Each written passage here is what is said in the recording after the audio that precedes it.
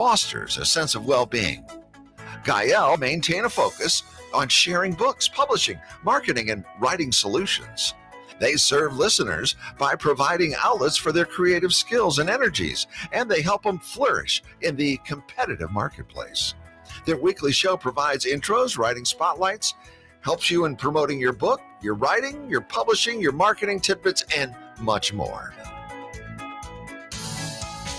And welcome to Author's Edge Show. Join us for lively conversations with writers, publishers, songwriters, illustrators, and artists diving into the art of storytelling. Catch us every Saturday at 8 a.m. and Sunday at 7 a.m. on KWRH FM 92.9 and KXOK FM 102.9, or stream online at KXOK102.com, KWRH929.com, and via free apps, iHeartRadio, Odyssey, and TuneIn. The show also airs nationwide Monday to Friday at 8 a.m. on My Genre Radio Network. Missed an episode? Find us anytime on SoundCloud, YouTube, or at authorsedge.org. That's authorsedge.org. And welcome back to our studio, everyone. Welcome to Author's Edge. I am your host, Gael Freer. And today we have an exciting guest joining us, Larry Lovin, a storyteller. Bravo, bravo, bravo. A storyteller who walked away from corporate life to chase a lifelong dream. With a background in historical fiction, thrillers, and biker sagas, Larry's work is anything but ordinary. He is an author of the series Iron Brotherhood, a Road Raptors MC novel. Also the novels We Went to Woodstock and The Elephant, a novel of the American Civil War. After spending most of his life in corporate America, he decided to spend the remainder doing what he wanted to do, which is to write. Not that he didn't enjoy corporate America. Actually, he detested it. But it paid the bills, put his kids through college, and left him in a position to follow his dream of becoming an author without having to bag groceries at the local supermarket. He heard that authors should write the sort of books they wanted to read. He has taken that to heart, and his 6 books in print. His favorite genres are historical fiction, thrillers, and detective stories with an edge. He doesn't do cozy. No cozy. And a love interest, a book has got to have a love interest. He also believes the good guys should win in the end, and the bad guys get what they got coming to them. The only question is, who are the good guys? Welcome to the show, Larry. All I can say is that you have an interesting bio. Yeah, I love the humor in it. Well, thank you. Let's start from the beginning. Okay. Must be a writer. What sparked this whole journey for you? I've always liked to write. I took some creative writing courses in high school, but life kind of got in the way, As it always does. I wrote the first draft of my Civil War novel 40 years ago and just lay in a cabinet. When I turned 60, I was watching a TV show. It was Woodstock Then and Now, and they were interviewing a young lady at Woodstock, blonde, long hair, glasses, and she said something to the effect that my parents said they're going to disown me if I came here, but I decided to come anyway. And I thought there ought to be a story in that. Yep. And I developed into We Went to Woodstock. We went to Woodstock. Well, actually, I wanted to go to Woodstock, and my father promised me he'd break my legs for me. So, yeah, that didn't happen. What made you finally walk away from being from the corporate world? I hit my Popeye point. That's all I can stand. I can't stand no more. I understand that. What did you do in the corporate world?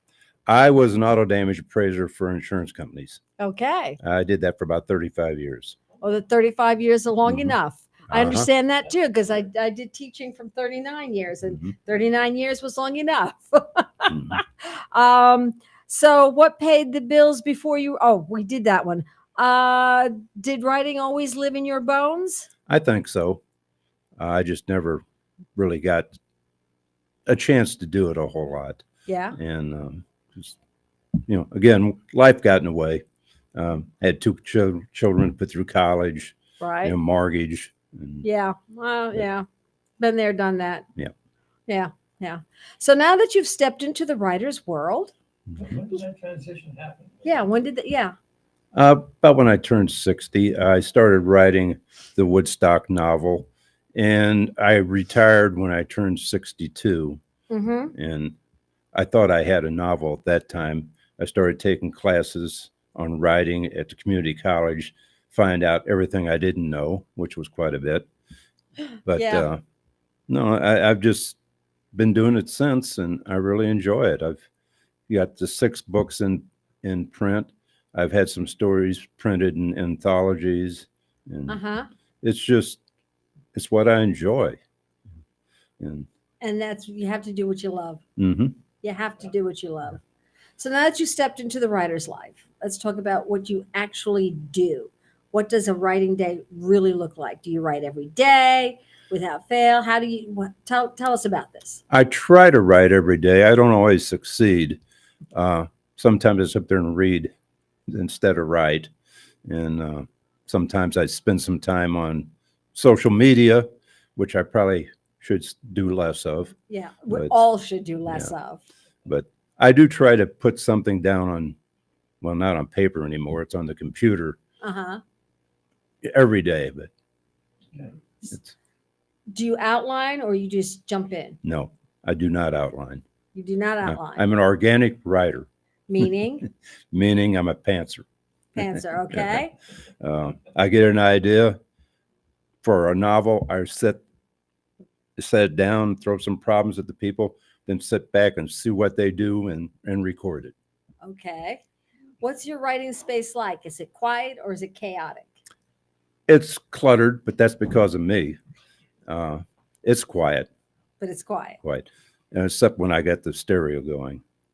So is it coffee, whiskey, or silence when you write? Coffee. No whiskey? No. Morning, afternoon, or night?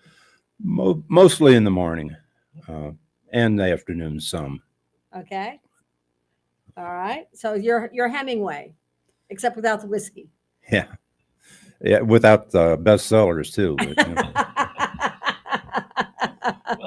and without the cats anymore, because he always had a lot of cats. Yeah, he had the cats. My yeah. last cat I had to put down here a couple of years ago. So, Okay. Yeah, the six-toed cats. yeah. Yeah. So no more pets? No more pets. No more pets? No more pets. Okay. Do you write by hand or by computer? Mostly by computer. I do write some by hand. Uh-huh. In fact, the Woodstock novel, I wrote most of it by hand on several notebooks. Did not write it in order. Just wrote whatever I felt like at the time, and then put it all together. And how do you, okay, so you wrote this piece, and then you wrote this piece, and then you wrote that piece. So how'd you put it all together? I just went back and see where each piece fit. Okay. The rest of the books I pretty much start at the beginning, and like I say, I just follow my characters and record what they do. And So how does it work in the brain? See, quite frankly, I don't write books. mhm, I talk to people who write Right. books. All right. But I don't write books. mhm, My husband writes books and he does really well at it. mhm. And you do well at it. I was an English teacher and I could help people write books, but the ideas don't come in my brain. All right. I can look at a piece of paper and I can say, okay, well, this goes here and this goes there and this goes, but how does the ideas come to you? The ideas, I just get an idea for an inciting incident, the start of a book, Uh-huh. and throw some more problems at the people, and just sit back and see what they do, see how they deal with it. And I'm sure the stories are all somewhere in my head here, but that's how they come out. I just follow the characters, see what they do, and they surprise me all the time. If I tried to write from a outline, about chapter 2, I would have my protagonist doing something, and they would go, "Whoa, whoa, hold on there, writer. I would never do anything like this. here's what I'm going to do. You deal with it. And the writer and the character talks to you Oh, absolutely. as it should be. Yeah. Do you edit while you write your books? I do. A lot of times I'll go back and rework chapters to get to where I am to write some more. Do you write? What's the first scene you write? What's the first scene that you usually write? It's the opening scene as a rule. Now, in my second biker novel, Over the High Side, I wrote the last line first. Oh. Didn't even know who it applied to, but I figured my characters would show me, and they did. Yeah.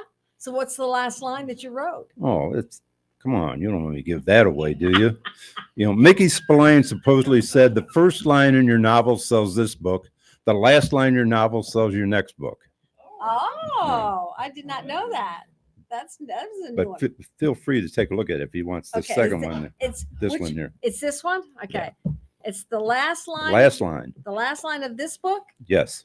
Okay. The last line of this book is, "Oh, I'll see you in my nightmares," Rebecca said, and pulled the trigger. Whoa. Now, the other thing that I'm fascinated by, and we'll get to that in a minute, is the fact that you have your main character is a woman. Yes. I am fascinated. We'll get to that in a little bit, but I am fascinated by that. Why do you say writing is like baseball? Oh, writing is definitely like baseball. The rules are easy to learn. The more you practice, the better you get. But few people ever make it to the major leagues. But that's no reason not to do it. That's interesting. Mm-hmm. That is really interesting. And few people make it to the major leagues. Okay. All righty. If you're just tuning in, you're listening to Author's Edge every Saturday at 8 a.m. and Sunday at 7 a.m. on KWRH929.com and KXOK102.com. And I'm here with Larry Loven, and we're talking everything from Civil War drama to biker grit and 1960s rock legends. And let's shift gears a little bit and talk about the kinds of stories you like to tell and why they stick with readers. You are writing the books you crave. Are you writing the books you crave, I should say? I think so. Yeah? Why? Just what I find interesting. And the idea for the biker books goes way back. Do you ride bikes? I had one in college, and I wrecked it. And the only thing I can actually talk about from experience is going over the high side, because I did. And my fiance went off the side. Oh, ouch. I was okay. She had her foot cut up. Some had to go around on crutches for a while. But no, I actually got the idea for the biker books back when we were dating. We'll be married 53 years this coming June. 53 years. Wow. What, impressive. We Congratulations. went to the only 35 for us. Okay. Well, congratulations. We went to the drive-in a lot, and there would always be a triple feature with a theme. There might be 3 horror movies, there might be 3 spaghetti westerns, there might be 3 biker movies. And I always had an idea for, I thought, a biker movie. So when I wrote the Woodstock and started sending out query letters, I thought, well, I got to write something else. So I'll turn my idea for a biker movie into a novel. And that's became Desolation Run, the Road Raptors MC novel #1. What's the MC stand for? Motorcycle Club. Ah, well, I should have known that. That's pretty obvious. Okay. What's your favorite what's your favorite of your 6 books? My favorite of the 6, I like them all. The biker books, actually, I kind of lean towards Stone Cold Righteous. Why? I don't know. It's a little bit different from the others. And okay, now you got to tell me why you have a female main character. Part of the reason was I'm writing about outlaw biker clubs. I've got to explain what an outlaw biker club is. Please do. Best way to do it is have your protagonist know nothing about an outlaw biker club. So while she's with them, she learns, and I get to tell it to the reader. Okay, so tell me what an outlaw biker club is. You know, most of them are pretty nasty, but yeah. Pretty bad guys, but Pretty bad guys? yeah, my guys aren't that bad. No? No, I mean they're not like Sons of Anarchy on TV. By the end of that series, all of them belonged in prison for the rest of their lives. No, my people aren't like that. I tried to make them like a 1960s biker club, where they all claim, we're just a group of guys like to get in, ride bikes. Okay. They're kind of like square pegs that don't fit into the round holes of society. Okay. Okay. All righty. Why do you avoid cozy mysteries completely? I just don't do cozy. You're not cozy. No, I'm not cozy at all. Would your wife say the same thing? She probably says a lot of things about me, but I'll let her handle that. But There's just a big rough around the edges. Yeah, there are. Yeah. There are. I did 5 sessions with an author by the name of Les Egerton in his boot camp for writers. Mm-hmm. Les was the least cozy person in the world. Les told it the way it was. I love it. And I mean, when I got into his class, several of the women that were in there sent me emails saying he's had all of us in tears at one time or another, but don't let it get to you. Just stay with it. You'll learn a lot. Well, he never had me in tears, but I did learn a lot from him. Yeah. And he had told me at one point he was teaching somewhere and they wanted the Oreo thing. Something good, something to work on, something good so the person goes away feeling nice about themselves. He said, what if none of the writing is any good? What good am I doing telling them, this is good and that's good when it's not? So, I mean, he could be brutal. He could be brutal. Oh, absolutely brutal. And but you learned from him. I learned a lot from him. When did you take that course? When did you work with him? It's been about 4 or 5 years ago. I rewrote the first biker novel through his class. Yeah. And unfortunately, Les passed away a couple of years ago. But I had met him at the DFW Dallas Fort Worth conference back in 2014, I believe. Okay. And he was marvelous, huh? Oh, absolutely marvelous. And why write only what you know is bad advice? Well, I take that from him. He said, you want to write a murder mystery? Did you ever murder anybody? If you haven't murdered anybody, how can you write a murder mystery if you're only writing what you know? True. So you Good point. Write what you want to, what turns you on, what gets you going. Right. And do the research. And do the research. Mm-hmm. What surprised you most while writing books? What surprised me the most? Mm-hmm. Especially writing these books. What surprised me the most was how hard it is to get traditionally published. It's just about impossible. So are these traditionally published? No, those are author published through Amazon. Okay. And I tried for 10 years to get an agent, and I was told, nobody cares about bikers. Nobody cares about Woodstock. And I sent out, I think, 470 query letters between my first biker novel and my Woodstock novel. Mm-hmm. Half of them got absolutely no response at all. Right. And what finally did it, after 10 years, I pitched to an agent on the bikers. She said, send me query letter, send me a synopsis, send me the first 3 chapters, send me a synopsis of the second book. Mm-hmm. So I did all that. 4 months went by, nothing. So I dropped her a message just saying, I wanted to know if you got all this. I knew she did.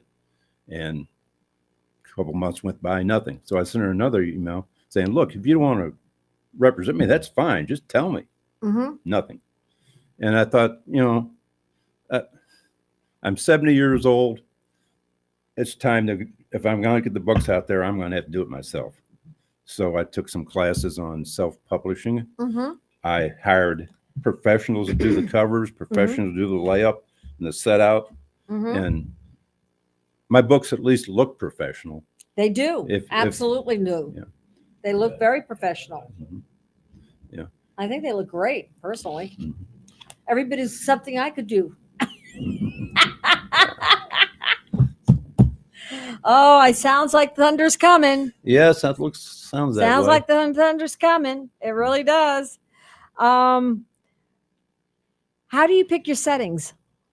The setting of your books. How do you pick them? I mean, because you really have a little bit of an eclectic thing going on here. So you have your bikers, Mhm. you have I'm sorry, you have a Civil War, Uh-huh. and then you have Woodstock. Mhm. That's a little eclectic here. How do Yeah. you pick them?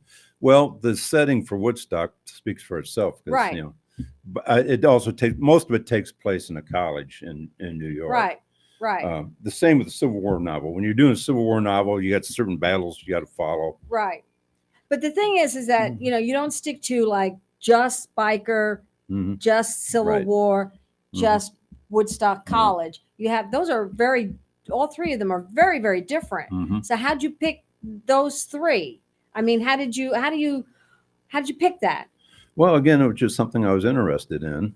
Okay. And the bikers are actually set. The club's in Los Angeles, in Hollywood, really, which ties in okay. great with the wannabe actress. Okay. But then they take place mostly in the interior of California, although the last book took place in Montana. Okay. So did you go to Montana? Did you, or just I've do been to research? Montana, Okay. and it just worked out that was a good place to set that Particular particular setting. book. The club has 12 different chapters, and they were all meeting to elect a president. And the place they picked was in Montana. The club there was running the, Running the show. yeah. Okay. All right.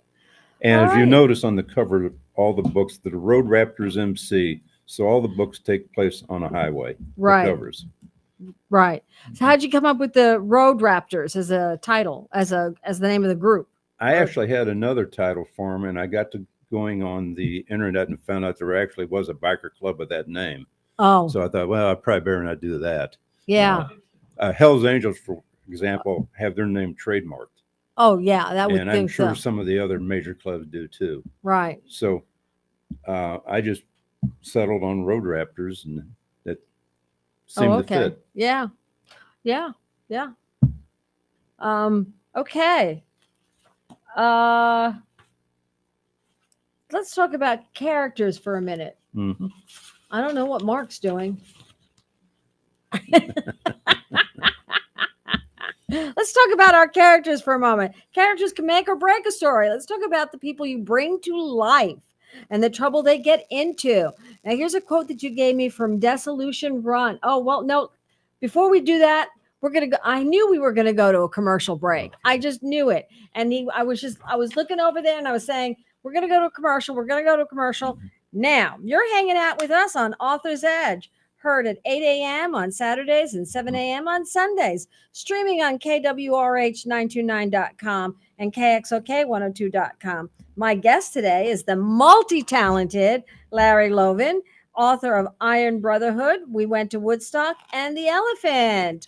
Are you an author, publisher, editor, illustrator, songwriter, or artist looking to expand your reach?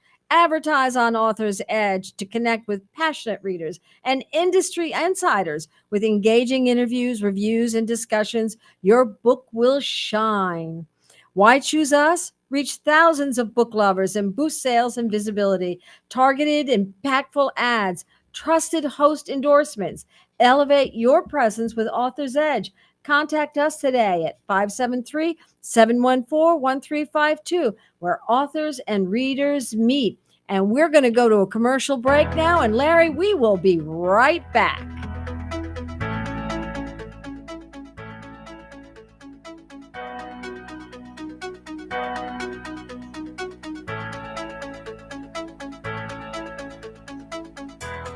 El Potro Restaurant and Market, located at 6920 Manchester Avenue, 1 block east of McCausland, offers the finest variety of Mexican and Central American groceries and goods.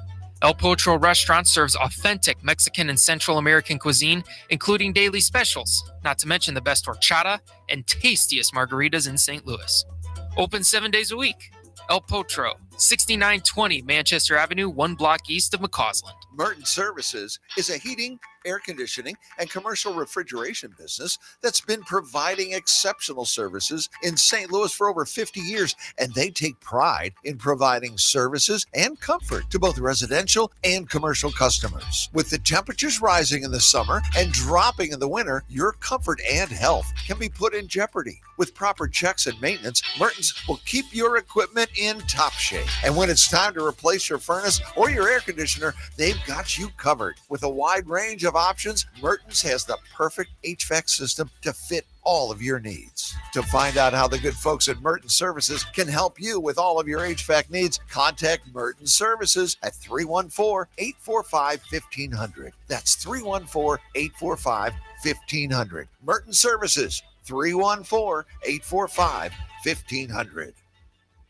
Jewels on Hampton in St. Louis Hills is paying some of the highest prices on gold, silver, diamonds, semi-precious colored stones, coins, flatware, and fine watches on site. Jewels on Hampton is a premier jeweler featuring Alvanza's jewel art designs with an exquisite selection of diamonds, semi-precious stone jewelry, and vintage watches. Their expert design team can restyle your jewelry to today's contemporary style. They also do jewelry and watch repair. Need extra cash? Jewels on Hampton is paying some of the highest prices on gold, silver, diamonds, semi-precious colored stones, coins, flatware, and fine watches. Bring in your collectibles and clocks, sports memorabilia, and figurines too. Jewels on Hampton, 4506 Hampton, just 3 blocks south of Chippewa. Call them at 314-752-5000. 314-752-5000. Jewels on Hampton.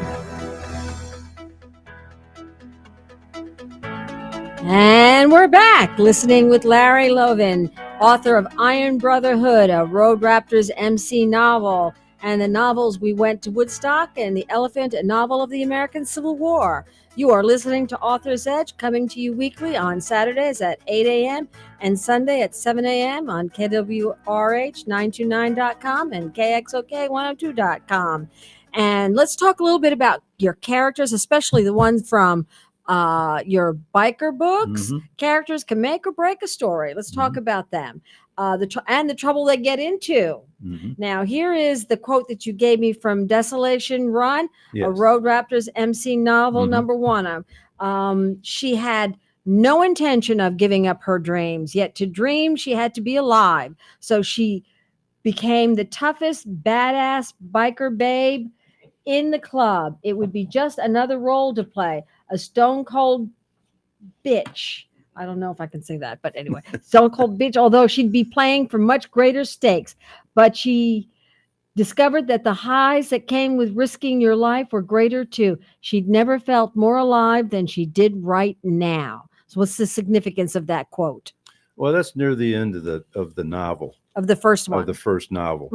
After she's gone through everything. And she was really uncertain about what the outcome was going to be. She ended up arrested along with Johnny.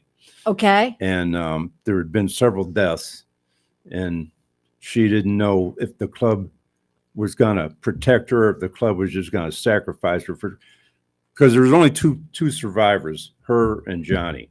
Oh, okay. And she was worried that the club might, was she protect the responsible for president. those deaths? One of them.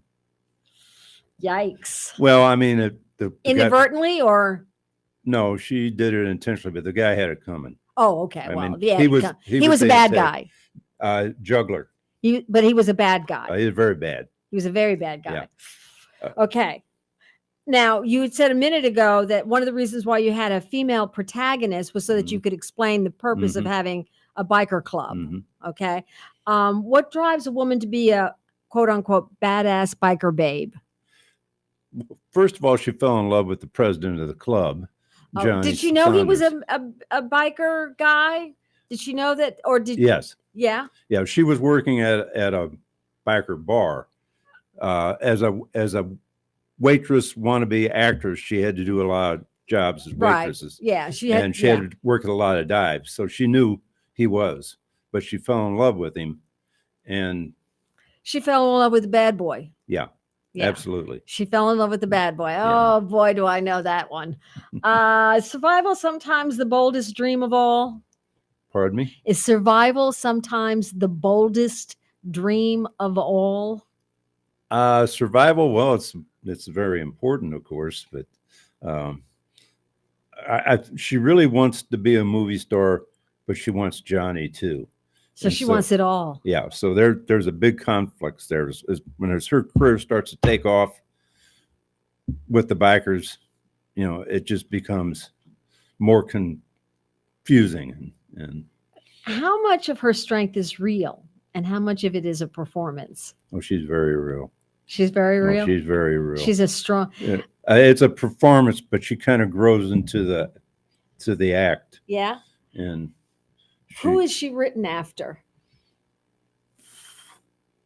I don't know if I Is she written after somebody you know? I mean, is she your wife? Is she a girlfriend? Is she? My wife is a very strong person, but you never get her on a motorcycle again. Oh, but that doesn't mean that doesn't mean that she's not the character. No, I don't really know if I based her after anybody exactly. No.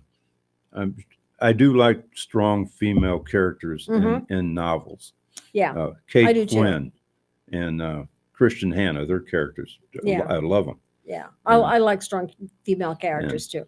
I don't like the Right. roll over and play dead kind. What's the cost of playing a role too well? Cost of playing a role too well is you get hooked into something that maybe you really don't want. And again, she's torn between the career of being an actress, which she really wants, what her goal was. Right. But then she's fallen in love with Johnny. And even though there's bikers, they're outlaws, they strike a chord with her better than any actors. And They're real. they're real, yes. They're real. Have you ever written yourself into any of the characters? No, I don't think so. You don't think so? No. Do your characters ever surprise you? Well, they surprise me all the time. I mean, I will come up with an idea for a novel and throw it out there, and I throw a lot of problems at them. I don't know how they're going to get out of them. In the last one, Iron Brotherhood, there's a shooting in there, a person is killed, and Johnny's president of the club, convinced that there's two shooters, but it was in a mob scene, and if there'd been a second shooter, someone would have had to see him, and no one did. So how do you do that? Well, I found out as I kept writing the book what happened, and he was right. There was two shooters. And what's more fun, writing villains or heroes? I kind of lean a little bit more towards the hero than the villains. The villains they're bad. They're just bad. Yeah, they're bad. Do your bad guys always get punished? Do any of them get away? Now, some of them get away from one book maybe to another. But, How do you define your good guys? the good guys, they're like anti-heroes. They're like the spaghetti westerns with Clint Eastwood. They're not all, they're not John Wayne. They break some laws here and there. They bend the rules. Yeah, they bend the rules, but they're so much better than the bad guys that, by comparison, at least. By comparison. Yeah. Okay. Why must there always be a romance in the book? Why must the book always have a romance? It wouldn't be a book without a romance. I mean, there's got to be some, Some interaction between men and women there. Yeah. And it's got to be on a level more than just physical. There's got to be a love interest between them. It's the same in Woodstock. And now there's not a whole lot of love interest in the Civil War. There's a little bit, but it's a little bit harder to do when the women are home and the men are out fighting on battlefields hundreds of miles away. Oh, that's true. So you only do it by letters. But no, there's a lot of interaction between men and women in the books, and especially in the Woodstock, two people there, a man and a woman. They're both in college, Mm-hmm. and they're two really good people, not meant for each other. So, Not meant for each other, mhm. but they get together anyway. Well, you would need to read the book really to find out. You're not going to give me anything, huh? No, You're not going to give any of this away. Going to make me work for this, huh? that's right. So now tell me about the sequence of the books again. Which ones came first? Which ones came second?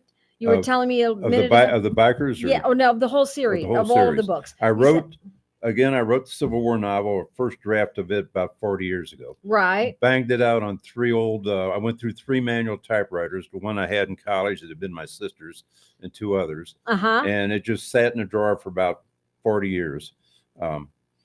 I came up with the idea for Woodstock next, and I wrote it. Uh-huh. And after I started sending out query letters, I need to do something else, so I started writing the biker novels. Okay. And I probably wrote 3 biker novels, and then the Woodstock. I'd done the Woodstock. I did 3 biker novels. One of the people at the St. Louis Writers Guild wanted to start a historical fiction critique group, and he was looking for people to join. And I thought, well, okay, I'll do that. I'll just dig out my old Civil War novel and rewrite it, which my wife had been telling me I needed to do all along instead of writing about those nasty bikers. So I got it out, Uh-huh. and I had no idea what the word count was. I probably threw out 100 pages of just pure garbage because I didn't know what I was doing Right. that long. And I rewrote it through that group. Uh-huh. Then I wrote the 4th biker novel, and I'm working on another Civil War novel now about the war in Civil War in Missouri. Oh, okay. And I've also got 2 or 3 other books started. I was going to call it a novella with my main character from the biker novels, Rebecca Spade. Mm-hmm. And it was about 37,000 words, and I had several people beta read it, and they'll go, "What happens next? You can't leave her here." So I'm gonna have to turn that into a full-length novel. Okay. So that would be number 5. Not really. It's more her. She ends up fleeing the country to avoid prosecution for some crimes she didn't commit, along with a few she did. And she's trying, and Johnny's in locked up the whole time. And so she flees the country and ends up at the end of the novella, she ends up in Palermo, Sicily. And Okay. it gets taken in by a group of gay artists. And that's where it ended. The story only lasted a week. She was on the run and Okay. trying to find somewhere to To hide. hide. She's got to clear her and Johnny's names because Johnny's been to prison twice, and he goes a third time. It's life sentence. 3 times. Yeah. Yeah. Yeah. 3 And- times. The crimes she did commit was abandonment of a body and failure to report a death. What happened was somebody tried to rob him one Mhm. night. Some gang members tried to rob him, and in the ensuing battle, one of them got killed. But they didn't report it because of Johnny's record. There was no witnesses. No one's So they would probably all going think to that he believe him. did And it. if he gets convicted of any kind of a felony, it's back to prison He for goes. at least 20 years. Right. So they just left. And then the other 2 members of the gang get busted for some another crime.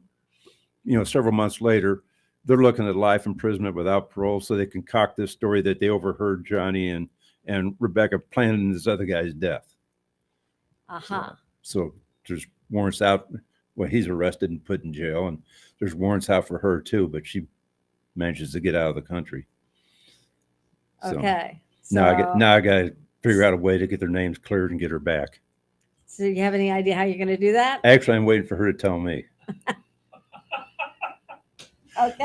I did have some ideas, but They're not working out? I haven't really got back to that book yet. I'm going to do it after I get done with the Civil War novel I'm working on. Oh, I'm going to okay. go back and turn that into a full-length novel. All right. All right. I have wrote a few chapters. You have, okay. Okay. No, I think I've already asked you that one. So what does, all right, let's talk about the other books.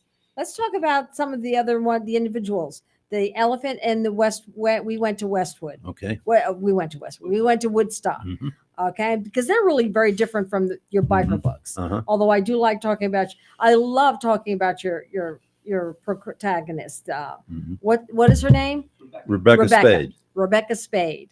I love talking about And her. her father was a televangelist. The televangelist. Very, Oh my gosh. and so there's a lot of, well, he's disowned her. Yeah. Well, this He disowned her before she ever met the bikers. Yeah. Well, she's got issues. Yeah. Yeah. She's got issues. Yeah. Yeah. Oh, wow. So does she have any siblings? Does she have, or She does. She was the oldest. She's got 4 brothers and a younger sister, okay. but they don't really figure in to the books. That the younger sister makes a phone call to her in one of them, along with her mother. And is the mother still around? Yes. Mhm. Is she still married to the televangelist? Yes. All right. He pops up in the first book, and when she's in real time of need, and disowns her. So And disowns her. Yeah. Nice guy. Yeah. Mm-hmm. So tell me about The Elephant, a novel of the Civil War, American Civil War. Tell me Okay. about that. it's a young man lives on a farm. Him and 3 of his cousins enlist in the Union Army in Illinois right after Fort Sumter's fired on. Mm-hmm. And the book takes them from Okay, that point up that's through the this Battle one. of Shiloh. And What's this one? yeah. Let's put And- that up there. takes them through the Battle of Shiloh. Mm-hmm. And it was just something What know- made you want to write this one? really back 35 or 40 years ago when I first wrote it. I was reading so many books, and some of them were just garbage. I thought, I can do better than that. So I had an idea for that. And probably the book I turned out 40 years ago, no, it wasn't better than that. No? I think it is now. Uh-huh. But, 'cause Did I've you ever learned- try to traditionally publish this one? You're not going to believe this. I sent out one query letter For this? for that back 40 years ago Oh, okay. to a agent Uh-huh. by the name of Jacqueline Onassis. Oh my gosh. I didn't hear back from her. So, if you're going to aim big. Without a doubt. Without a doubt. So how did you research? I mean, so you researched this 40 years ago. So the research process must have been very interesting. I've always been interested in the Civil War. American history is my degree. I have a BS or BA, I'm sorry, Bachelor of Arts in American History Uh-huh. through University of Missouri at Rolla. At Rolla. Yeah, one of those very rare ones. Actually, I was majoring in staying out of the draft at the time. Oh, And okay. Well, yes, I do understand. As a matter of fact, Yeah. I'm reading a book right now called Women. That's about a woman Christian Hannah. she about It's her. great. Oh, I am having, I'm Mhm. already 2/3 of the way. I bought it on Saturday and I will probably Mhm. have it finished by tomorrow. Mhm. It is excellent. It is you know what it's about. It's Army nurses. Army in nurses Vietnam. in Vietnam. And Yeah. it is bone chilling. It's great. I read another one of her novels called Homefront. That's really good too. Yeah. I've read the Nightingale Okay. and I loved that. Mhm. Oh my gosh. That was Yeah. that was another Yeah. one. But my husband says to me that I don't read books. I inhale them. Have you read any Kate Quinn? No. Oh, you've got to read Kate Quinn. Kate Quinn. She's right at the top of I might have. my Um, the Rose Code. Yes, I have. Okay. Yes, I have. I've read when I see a Kate Quinn novel, I buy it. I don't even look to see what I it's buy about. all of I'm a book buyer. I buy books. I Mhm. don't rent book. I don't Mhm. borrow books from the Mhm. library. Although that's wonderful to do, and I'm glad they have it. Libraries are important.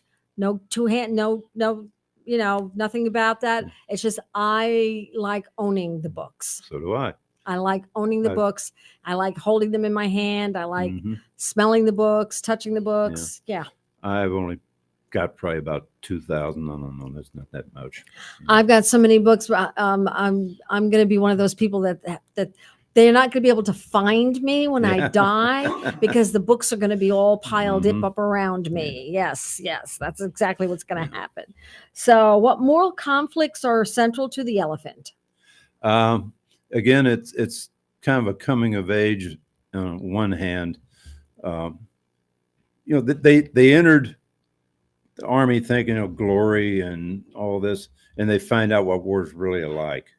That's the whole idea behind the elephant. The elephant, the soldiers referred to seeing the elephant as like their first time in combat, because back in the 1860s, an elephant was a big deal. You didn't see one too often. So seeing the elephant was something really big and important to them. And that's the term they used. But the problem is they didn't realize what they were going to see. Mhm. And the elephant is anything but a peaceful pachyderm. It's, Right. It's Yeah. and What sets your Civil War story apart from others? pardon me. What sets your Civil War story apart from other Civil War stories? I think a lot of it has to do with the research I did on it. One thing, a lot of the Civil War novels you read now, the generals are all evil or dumb or something. Mhm. That's not the case. Ulysses S. Grant, which is in the book, was brilliant, Mhm. and so is Sherman. Mhm. They're both in the book, but I think I tried to make it really realistic, especially after the Battle of Shiloh when they're trying to clean it up and have to deal with all the dead bodies and all. Mhm. And I try to show that there's nothing glorious about war, and that they No. find it out. There is nothing Yeah. glorious about. Mhm. And after reading Women, it's Yeah. even worse, Mhm. especially the way in which they sent all those men in there. Mhm. It's just, what's something readers often miss about The Elephant? They miss. Mhm. Oh, gee, I don't know. I thought I covered everything. No, what readers miss. What readers miss? What could readers miss? I mean, maybe they don't. But Huh? what would readers might miss when they read Elephant? I don't. The Elephant. Well, they'll miss the interest in this one because there's not, like I say, there's not a lot of love interest in this one. There's a little bit, but I think they're going to miss some of what they learned about the Civil War Mhm. because it's not a lot of what you were taught in school. Yeah. And Yeah.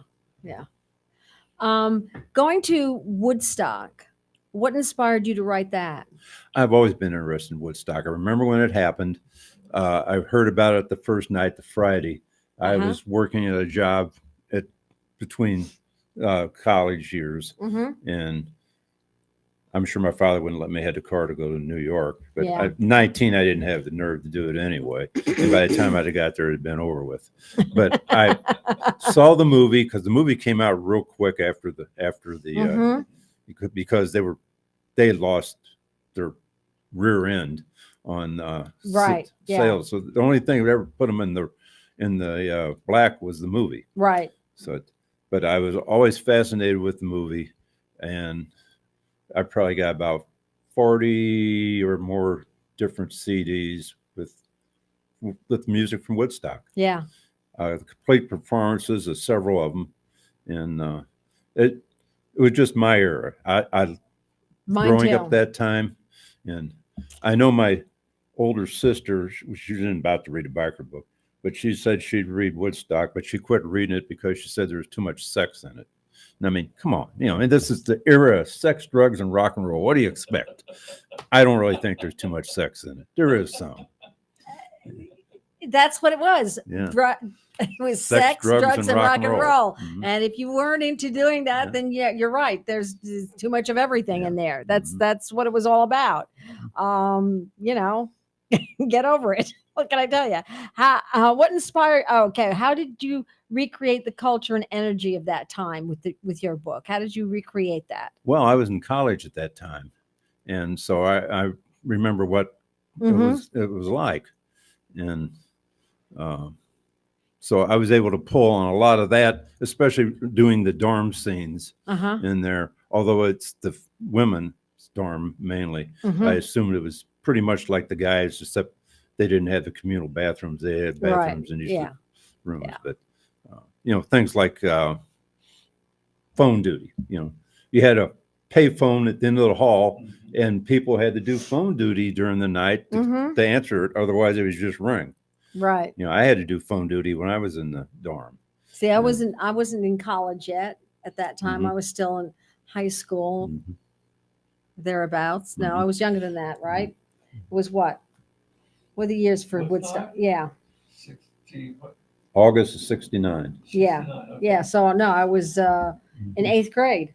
Okay. I was still, but I was gonna go. Boy, I was gonna go. That's why my father was like, "No, you're not." And I love the music. That's my The music music. was great. That's my music right there. I still listen to that. Yeah. So, Yeah. Yeah. Would you call the book nostalgic or something more critical? Is it nostalgia? there's some nostalgia in it, but I think it's more just a love story about two people not really meant for each other. And he's a Vietnam vet that came back, and Mhm. all he wants to do is forget about the war. She is he's older than she is, but Mhm. she's a senior, or she's going into her senior year. He's going into his junior year Uh-huh. because she started, of course, earlier than him. She has an ambition of being a politician. That's her goal. She wants to be a politician, a Republican. I mean, this is '69, and he's looking for old America that he knew before he went in the service. He just wants to forget about it and go back to the way life was. Mm-hmm. She, of course, is out for this career Uh-huh. of Yeah. so Okay. They're not on the same page. not really, but they do connect. They do connect. But just because you're not on the same page that way doesn't mean you're not going Right. to connect. No, opposites attract. Yes, they do. So let's talk a little bit about how your work lands with readers, with family, and what it's taught you along the way. Okay. How do you have your kids read your books? My son, I think, has read some of them. And did you like them? Well, he was embarrassed by some of the scenes in there, I think. And I'm not sure if I think my daughter may have read some too. I think my wife wouldn't touch them. Your wife wouldn't? As far as I know, she hasn't. No? And but no, I think my son has been a little bit embarrassed by some of the scenes, maybe and especially in the biker ones, but a little more raw there. Okay. What about the Woodstock one? Well, like I say, there is some sex in it because sex, drugs, and rock and roll, and there's some drug use, marijuana, and I don't really know how to answer that because I don't know how they really feel about them. Yeah. I think they're happy for me for doing what I want to do. Right.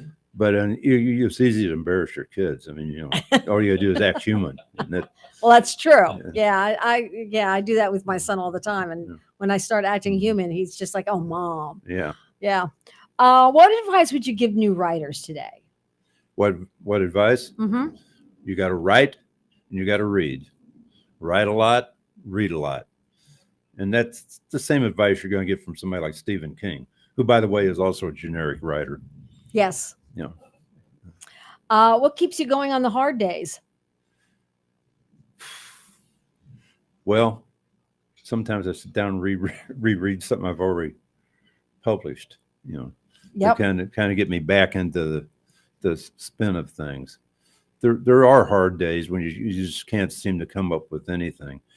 One of the things I do is I work on several books at the same time. Mm-hmm. So if I do hit a wall, so to speak, Right. on one, I rough go to patch. the other and then come back later on. Or I'll skip ahead and write scenes that I know are going to pop up later, then go back and let them tell me how you get from one to the other. What scares you the most as a writer? What scares me the most? I guess.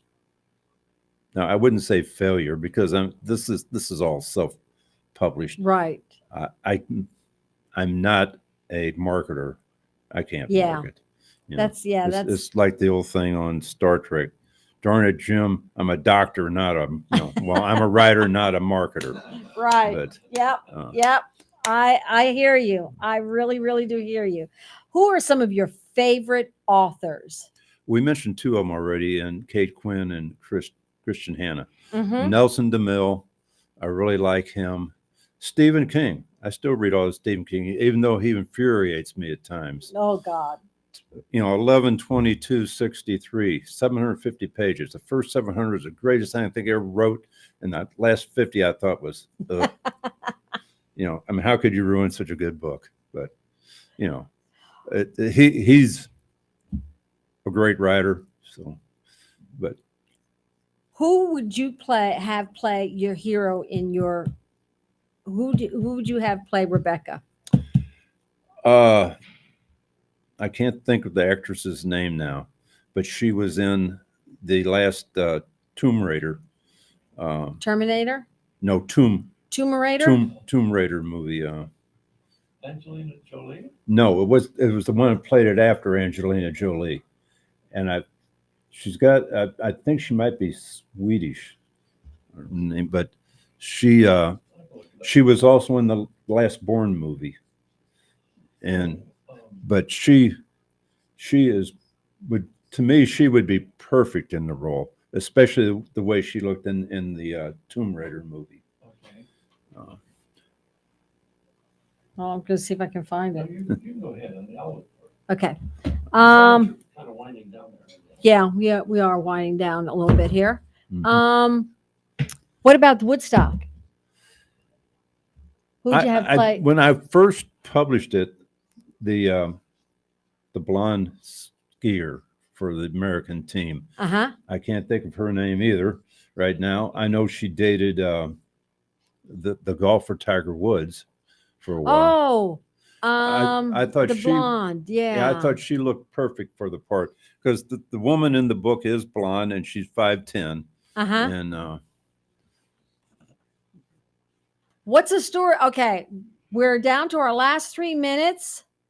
How do you think publishing will change? well, I hope more people get into both author publishing, and I hope more people get to do it traditionally too. Yeah, I do too. I think it's leaning more and more to self-publishing, author publishing, because it's The just so traditional method hard, to get- get an agent. Yeah, it is. It is. What do you hope readers will remember about you? I hope they remember they enjoyed my books. What's the one question no one ever asks you? Oh, wow. That you wish they had? Yeah, I'm not sure. Why didn't you do this earlier? There you go. Why didn't you do this earlier? Well, again, I let life get in the way. Yeah. Okay. And I have no regrets. And you have no regrets. Good. How can we get in touch with you?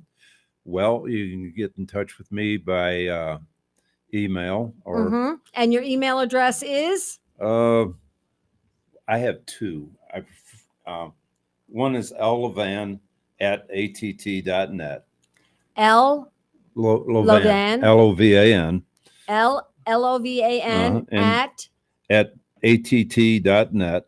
att.net. And then on my, I do have a website and a second email address there. Okay. That I try to keep most of the writing on that. Okay. I'm also on Facebook. Okay. And we have Lawrence, LAURENCELOVAN 2, the number 2 at gmail.com. Larry Levan, author. Okay. And that's a wrap for this week on Author's Edge. Huge thanks to you, Larry Well, thank you Levan, very for much. riding along with us today. I enjoyed If you it. loved what you heard, check out his books, Iron Brotherhood, a Road Raptors MC novel, We Went to Woodstock, and The Elephant, a novel of the American Civil War. And don't forget to join us for more great conversations with incredible authors We'll be back next week with more tips, resources, engaging discussions. Our next guest will be Carrie Holloway, chatting about her editing business, successful improvements. Till then, see you around the inkwell.